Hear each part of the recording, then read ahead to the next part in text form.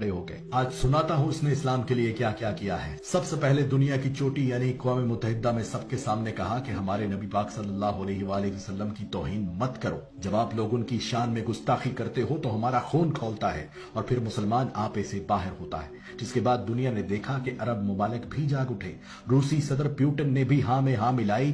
Chechnya کے مسلمان اش اش کر اٹھے۔ اردگان نے گلے سے لگایا۔ محمد بن سلمان چل کر پاکستان آیا۔ ملائیشیا، قطر، امارات، ایران، افغانستان، بنگلہ دیش، غرض ہر مسلمان ملک نے اس شخص کو خراج تحسین پیش کیا۔ اسی اسلامی جمہوریہ پاکستان میں قرآن مجید اور دیگر پاک کتابوں کے لیے امپورٹ کیے جانے والے پیپر تک پہ ٹیکس لگا ہوا تھا، جو ٹیکس اس عمران خان نے ختم کر دیا کہ دینی کتب ہر پاکستانی کم سے کم ہدیہ میں خرید سکے۔ سمندر پار سری لنکا میں وبا سے مرنے والوں کو جلا دیا جاتا تھا۔ وہاں کے مسلمانوں کی دہائی سن کر اس عمران خان نے سری لنکن حکمران کو اس بات پر قائل کیا کہ مسلمانوں کو اپنے پیاروں کو جنازے پڑھانے دو، جس کی بات مانتے ہوئے سری لنکا کی حکومت نے قانون بدل دیا۔ سرور کائنات کی ولادت پر درود و ذکر مصطفیٰ اور اسمبلیوں میں چراغاں کر کے اس وطن کی فضاؤں کو حضور کے ذکر سے معطر کر دیا۔ رحمت للعالمین اکیڈمی بنا دی کہ جس میں علماء اکرام کو شامل کیا اور کہا اس قوم کے بچوں کو نبی پاک صلی اللہ علیہ وآلہ وسلم کی زندگی پر چلنا سکھائیں۔ اسکولوں، کالجوں، یونیورسٹیوں میں قرآن پاک اردو میں پڑھنا لازم قرار دے دیا کہ اس کے بغیر ڈگری بھی نہیں دی جائے گی۔ ایاک نعبد و ایاک نستعین کا ورد کرنے والے اس عمران خان کا چرچا پوری دنیا کے میڈیا پر ہوا کہ اس دنیا میں ایک مسلمان لیڈر ایسا بھی ہے جو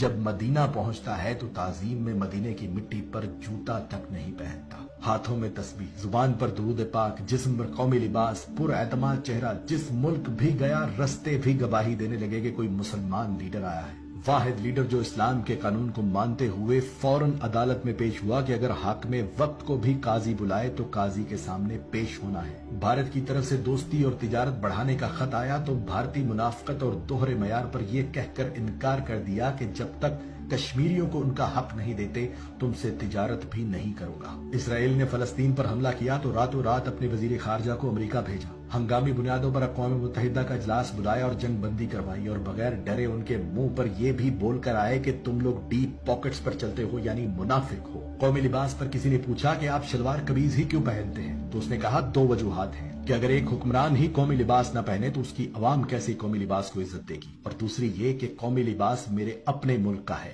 میڈ ان پاکستان ہے، تو میں چاہتا ہوں کہ ہم میڈ ان پاکستان چیزیں ہی استعمال کریں، اور جب تک میں خود مثال نہیں بنوں گا دوسروں سے بھی توقع نہیں کرنی چاہیے۔ یہاں تک کہ بینک ملازمین کو بھی کہا کہ آپ لوگ بھی کوشش کریں قومی لباس پہنے، کیونکہ قومی لباس میں سادہ عوام آپ سے زیادہ اعتماد سے بات کر سکتے ہیں۔ وہ اور بات ہے کہ اس کے اس مشورے پر میرے ٹی وی چینلز پر بیٹھے فنکاروں اور تجزیہ نگاروں نے مزاح میں اڑا دیا۔ واحد لیڈر جس نے بے حیائی ختم کرنے کے لیے عورتوں کو قرآن کے مطابق کہا کہ پردہ کریں، کپڑے ٹھیک پہنے، حالانکہ یہ عین حکم قرآن ہے کہ اپنی عورتوں سے کہہ دو کہ جب باہر نکلے تو اپنا جسم ڈھانپ لے، مگر اس مشورے پر بھی میرے میڈیا سمیت اپوزیشن اور تمام علماء کرام میں سے بھی کوئی اس کی حمایت کو نہ آیا اور وہ مشورہ بھی مزاح میں اڑا دیا گیا۔